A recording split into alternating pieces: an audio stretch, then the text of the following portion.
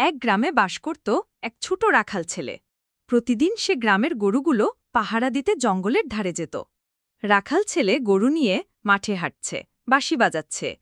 একদিন তার খুব খেলা করতে ইচ্ছা হল। তখন সে একটা দুষ্টু বুদ্ধি করল। হঠাৎ দাঁড়িয়ে চিৎকার করতে শুরু করল। রাখাল চিৎকার করে, বাঘ এসেছে, বাঘ এসেছে, সাহায্য করুন! গ্রামবাসীরা দৌড়ে আসছে, কেউ খামচি খামচি করে দৌড়াচ্ছে, মুখে ভয়। গ্রামবাসী হাঁপাতে হাঁপাতে, কোথায় বাঘ?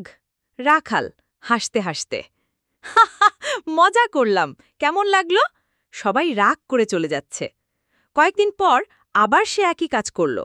রাখাল, বাঘ এসেছে, বাঘ এসেছে। গ্রামবাসীরা আবার আসে, কিন্তু আবারও ধোঁকা খায়। গ্রামবাসী রাগ করে, এবার আর বিশ্বাস করলাম না। হঠাৎ একদিন সত্যিই একটা বাঘ এসে পড়ল। গর্জন করে বাঘ বেরিয়ে আসছে গাছের আড়াল থেকে। রাখাল আতঙ্কে, বাঘ, বাঘ, বাঁচান, কেউ আছেন?